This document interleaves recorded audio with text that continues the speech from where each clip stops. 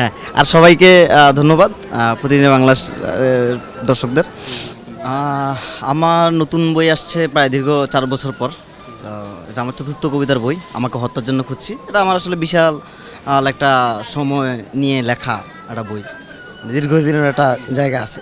2013 সাল থেকে 2024 সাল পর্যন্ত প্রায় 10 বছরের আমার কবিতার বোধ জায়গা থেকে, ম্যাটেরিয়ালিস্টিক কিছু জায়গার সাথে হচ্ছে আমি পোয়েট্রিক্যাল একটা ব্যালাড করছি। এলিমেন্টারি কিছু একটা জায়গা আছে যে মানুষ প্রকৃতি নির্ভর বা মানুষের আশপাশের যেসব সহজাত জিনিসগুলো, ঠিক এই জিনিসগুলোকে আমি পোয়েট্রিক্যাল একটা জায়গায় আনছি, যে সেগুলোর সাথে মানুষের জীবন এবং মানুষের বেঁচে থাকার জায়গাটা কতটুকু একটা ম্যাচের একটা জায়গা আছে, হ্যাঁ, মিলের একটা জায়গা আছে। সেই অন্তমিলের জায়গাটা আমি খোঁজার চেষ্টা করছি পোয়েট্রিক্যালি। এই আর বইমেলা দেখতেছি, বইমেলা ভালো, মানুষের সমাগম ভালো। যেহেতু একটা রাজনৈতিক পট পরিবর্তনের ভিতর দিয়ে বাংলাদেশ গেছে, আমার কাছে মনে হলো যে না, একটা জায়গা থেকে আছে। আচ্ছা, এই বইয়ের যে কবিতাটা আমাকে হত্যার জন্য খুঁজছি, এটা টাইটেল কবিতা আছে, এটা লেখা আমার অনেক আগের লেখা কবিতা। তো আমার এক সময় এসে মনে হয়েছে যে আসলে আমাকে হত্যার জন্য খুঁজছি, এই জায়গায় একটা প্যারাডক্স ব্যাপার থাকে। হ্যাঁ, আমার কাছে মনে হয়েছে যে আমার নিজের বই থেকে যদি আমি বইয়ের নামের জন্য আসলে অনেক বছর বই করা হয়নি, যে নাম পাচ্ছি না মন মতো।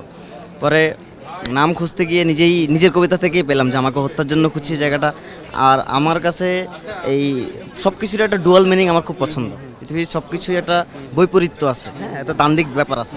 সো এই দান্দিকতার জায়গা থেকে আমার কাছে মনে হয়েছে যে এই প্যারাডক্সিক্যাল একটা যে ব্যাপার, হ্যাঁ, যে আমি আমাকে হত্যার জন্য খুঁজছি, তো মানুষের একটা আগ্রহ হতে পারে যে কেন খুঁজছে একটা মানুষ তো বেঁচে থাকতে চায়, এই মানুষ নিজেকে হত্যার জন্য খুঁজছে। তো এই জায়গাটা থেকে আমার পলিটিক্যাল জায়গাটা হচ্ছে আসলে ল্যান্ড করবে আর কি।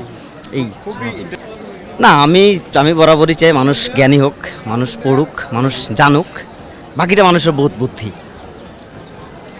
আমি অনেক বড় কথা ছোট করে বলে ফেলছি। ধন্যবাদ আপনাকে। হ্যাঁ, আর সবাইকে ধন্যবাদ প্রতিদিন বাংলা দর্শকদের। আর আমার বইমেলায় আমার স্টলটা হচ্ছে 701 702 চন্দ্রবিন্দু প্রকাশন।